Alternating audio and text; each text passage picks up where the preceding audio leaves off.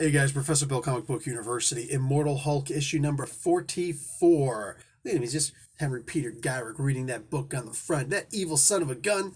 Damn it. Anyway, gonna tell you about who made this comic book, and I'm gonna get into one of the many reasons why this is just going down as the best run, one of the best runs on any comic book series ever. Not just on the Hulk, just ever, easily in the top 10 list. Let's get talk about it. Yes, I can tell you what the title of this book is.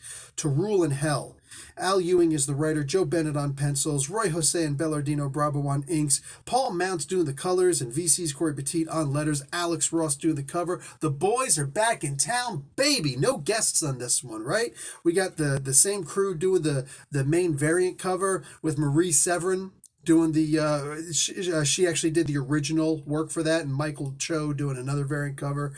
Stanley and Jack Kirby created the mother effing Hulk, and I promise you they wish that they could have told a story this good. That ain't no disrespect, man, because when you think about the fact that they based this character, the Hulk, off of Frankenstein, they were always trying to get something like this. But in this book, in this issue, you feel for the Hulk. You got some emotions for the Hulk. Remember the child-minded Hulk. This is this dude who it's like when Wolverine whoops his ass. You know what I'm saying? Like on the rare occasion when he whoops his ass, it's one of those things where it's like, dude, you just beat up a really big, tough, strong child. Like, how do you feel? It's like, I feel bad. And it's like, you should, bro. You should. You're an old ass man, and you just beat on a little child minded green skinned dude. Like, there's so much wrong with this picture, man. The Hulk, the child minded Hulk. Like, he's somebody that you just want to protect, and he don't need protection necessarily, but in this particular case, he did. The UFOs. Like, they are just taking turns, tag teaming, whooping this dude's ass. I don't know if anybody knows remember or still watches WWE, but like, back when the New Day was all three of the characters, all three of them, and they used to do that, what do they call the unicorn stampede or something like that, where they just take turns, like they tag, come out and stomp on the guy in the corner, tag, next guy comes out, stomps on the corner. They would keep doing that, all three of them, and it's like, damn, that was really good. Shoot, that's shades of like freaking Southern Comfort. What the hell is that team called with oh man, the Fabulous Freebirds. There we go. Anyway, shades of that, like one of the best three-man tag teams ever, right? This is about the Immortal Hulk, all right? Let's get back to that. These four are just whooping on this dude's ass on the child-minded Hulk, and the whole time I'm like, bro, I would actually feel better if Joe Fixit came out in his regular form and just try to handle business. Because, like, and what a great time it would have been for the Gray Hulk to come out. I don't think, with 6 issues left, I really don't think that we're going to see the Gray Hulk, and that genuinely breaks my heart, right? Like, that really breaks my heart. I think I remember one time Al Ewing saying he didn't like the Gray Hulk, and there's many times I've been able to tell, yeah, that was the case. It is what it is, whatever. The guy can't like everything that I like, but and I might just be manufacturing that memory. Either way, this was just so sad, man. This is so sad. I want to see the Gray Hulk come out. But with this, there's a moment where like you think that they mean one thing and it's actually something else, all right? When I think it's Ironclad is the one guy's name. He's talking to Vector, I think his name is, the leader of the group. And he's like, "Hey man, come on, man. Like, just this isn't right. You need to stop." Because he's hurting the Hulk. Like, you see the Hulk's flesh. It's already flabby and nasty and grimy and gelatinous. You know what I'm saying? It's just nasty. Shasta McNasty all over the place, And he's tearing the flesh off him with his inertia abilities, right? Vapor's over there laughing her ass off. And she's a sadistic character. Reminds me of the Maestro issue a couple months ago where Peter David put together that book, and she goes and helps the Hulk or the Maestro and then turns around and gets killed by him right afterwards. And it's like, there's just a slight bit of you that feels bad for her.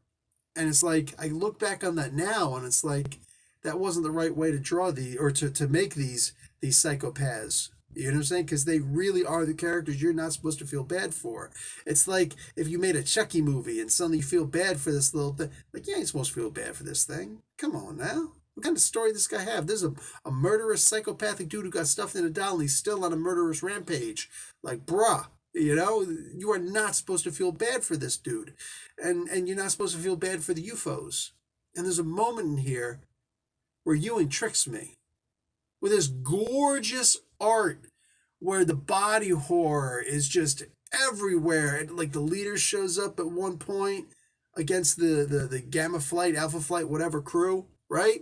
I think they all quit anyway, so they don't really have a name now. They're just, the people, the outcasts. And it's frightening, the art. It's so good when you have a complete story. A complete story where it's like the writing is amazing and the artists are amazing and the covers are amazing. When did I say? How long ago was it with this soulless ginger here? You know, saying Henry Peter Gyrick. There's gonna be some people taking offense to that, so I'm not really of that belief anyway. When Henry Peter Gyrick, the guy who continues to fail upwards, one page on him and you hate him. If this is the first book you come on to and you look at this and like, Henry Peter Gyrick, oh yeah, he evil. You know it. You know it. You don't feel bad for him. He's a bad guy. He deserves it. Nothing bad happens to him. And you're mad that nothing bad happens to him. Something better happen bad to him soon. Anyway, want to get his comeuppance. You know what I'm saying? Where's Zemu when you need him? Let Zemu come over and eat this dude. I'm saying, he deserves it. He deserves to be Zemu'd. But how often do you have Alex Ross doing a cover and other people do the interior art and you're just like, no, it's all good. All of it's good. It's not very often because so many times I'll look at a cover and I'll see Alex Ross was on the cover. I'm like, man, that's a beautiful cover. I don't even want to open the book now. Because I get some Alex Ross around the front. I'm going to open this up. But what's this hot trash going to be inside, right? I'm not really saying that, but like you get what I'm saying, right? What I'm alluding to. The interior artwork is not going to be as good as that exterior artwork. Not the case here. Not the case here. Honestly, I feel like Henry David Thoreau could do a what do you call it, a guest spot writing the first page. Wouldn't matter. Didn't they even use Thoreau one time? Every single time that we open this book, we get the Bible, in this case, the Old Testament, right? We get the book of Job. But I mean, like, you always get some kind of a great quote in the beginning by some famous person. And then we get quotes on the interior by another great philosopher slash writer slash freaking genius, and that's Al Ewing, right? So it's not just like the art is potentially like you got Alex Ross on the outside and these other people on the inside who are holding their own every single time, which is amazing. On top of that, you know what? It's like I just realized Ewing does the same thing. Here's some great stuff and here's just me on the inside, right? And it all holds up. It all holds up.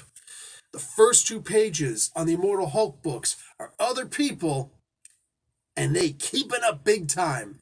Right? F the Kardashians, keeping up with the Kardashians. They keep it up big time with the book interior.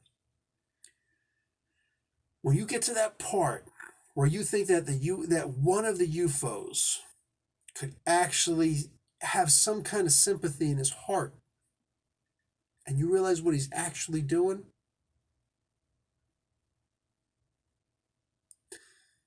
the people in this book are amazing. They're amazing. And I am so pleased to be around to actually experience this. You know what I'm saying? When I'm gone, it's all gone for me. It's all gone. None of it matters. None of you, none of the past, none of the future. For me, my reality, my perspective, it's all gone. I'm here now. Let's get a little philosophical. I'm here now. And while I'm here, you and I, we get to experience this. Love this stuff. Guys, get more people on this book. If it means a trade paperback, so be it. But if you got a holiday, a birthday, a whoop somebody's ass day, this would be a really good present to give. A trade paperback on the Immortal Hulk. And just get them addicted, get them onto it. Because, dude, I'm telling you, this is definitely going down. Like, if Walter Simonson's 5-year Thor run is number one, which I feel that it should be, and so many people agree, right? I don't know that this is necessarily a candidate for number two, because there's a lot of great writers out there, a lot of great artists, right? But this definitely deserves to be on that top 10 list. I have zero compunctions of putting it on there. Might even be on the top 5. I don't know. I'm not saying anything, I'm just saying. This definitely deserves to be on some lists. Holy crap. So yeah, nah, right here. That's it. I'm out. Love and peace. Professor Bill, Comic Book University. Did you remember to like the video? Because I'm reminding you. Class dismissed.